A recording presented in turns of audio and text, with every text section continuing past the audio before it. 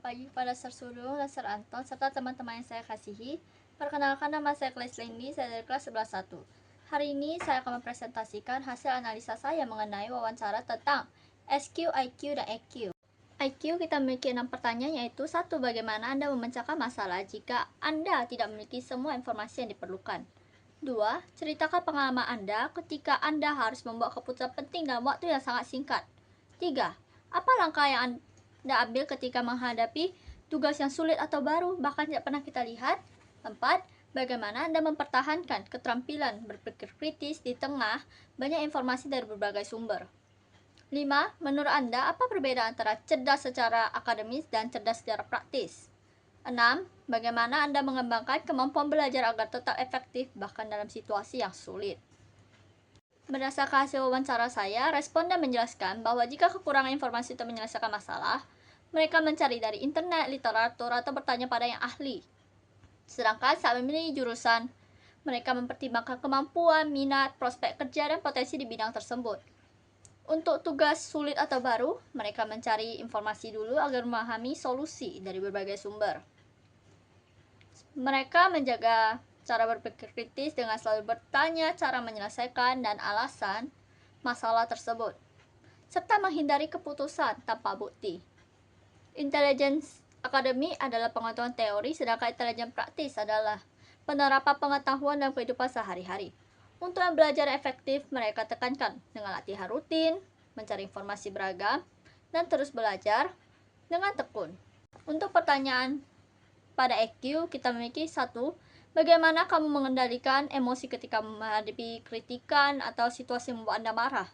2. Ceritakan pengalaman saat kamu harus bekerja dengan orang yang sulit berkolaborasi. 3. Apa yang kamu lakukan saat merasa stres atau tertekan oleh pekerjaan atau tanggung jawab? 4. Bagaimana kamu menunjukkan empati kepada teman atau rekan yang sedang kesusahan? 5. Bagaimana kamu menjaga hubungan baik dengan orang lain meskipun memiliki perbedaan pendapat? 6. Menurutmu, seberapa penting memahami perasaan orang lain dalam mencapai tujuan bersama? Jawaban dari EQ, saya menganalisis dari informan. Informan menyatakan bahwa mereka akan menenangkan diri terlebih dahulu, tidak langsung bereaksi secara emosional, dan mencoba memahami sudut pandang dari orang lain dengan mempertimbangkan sisi positif dan sisi negatifnya tanpa menerima kritik secara membabi buta. Mereka biasanya mencoba membantu atau bertanya tugas apa saja yang bisa dilakukan, tapi jika masih sulit berkolaborasi, mereka akan bekerja sendiri. Ketika stres, mereka berdoa dan melakukan hal yang disukai, seperti makan es krim atau pergi berjalan-jalan untuk menenangkan diri terlebih dahulu, kemudian melanjutkan pekerjaan mereka. Nah, mereka mendengarkan cerita orang lain tanpa menghakimi dan menghormati jika seseorang membutuhkan waktunya sendiri, tanpa mencampuri masalahnya. Informan juga menekankan bahwa pentingnya menghargai pendapat tanpa memaksakan kehendak, menilai perspektif lain dan menghindari konflik. Mereka percaya memahami orang lain penting untuk menghindari konflik dan membangun kedekatan serta kerjasama yang baik. Untuk pertanyaan SQ, saya memiliki 6 pertanyaan, yakni 1. Apa arti kesuksesan bagi kamu secara pribadi? 2. Bagaimana kamu menemukan ketenangan batin di tengah kesibukan atau tekanan hidup? 3. Apakah ada prinsip atau nilai spiritual yang selalu kamu pegang saat membuat keputusan? 4. Bagaimana kamu menafsirkan kegagalan dalam hidup? 5. Dalam situasi sulit, apa yang biasanya kamu lakukan untuk memperkuat iman atau semangat hidup? 6. Menurutmu, apa hubungan antara nilai-nilai spiritual dan kebahagiaan seseorang? Nah, untuk jawabannya, informan menyatakan bahwa sukses berarti mencapai tujuan dan merasa bahagia tanpa kehilangan apapun. Sedangkan mereka mencari ketenangan batin dengan berdoa dan melakukan aktivitas positif yang disukai. Prinsip yang dipegang adalah jujur, adil, dan tidak mencampuri urusan orang lain. Kegagalan dianggap sebagai kesuksesan yang tertunda dalam pelajaran untuk menjadi yang lebih baik. Dalam situasi sulit, mereka memperkuat iman dengan cara berdoa, meminta petunjuk dari Tuhan, dan bekerja dengan tekun. Nah, untuk nilai-nilai spiritual itu dianggap penting untuk kebaikan karena tanpa iman, bahagia itu tidak berarti.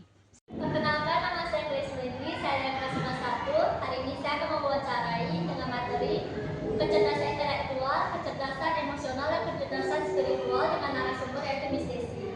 Nah, Miss Desi, bagaimana cara Anda menyelesaikan sebuah masalah ketika tidak memiliki semua informasi yang dibutuhkan?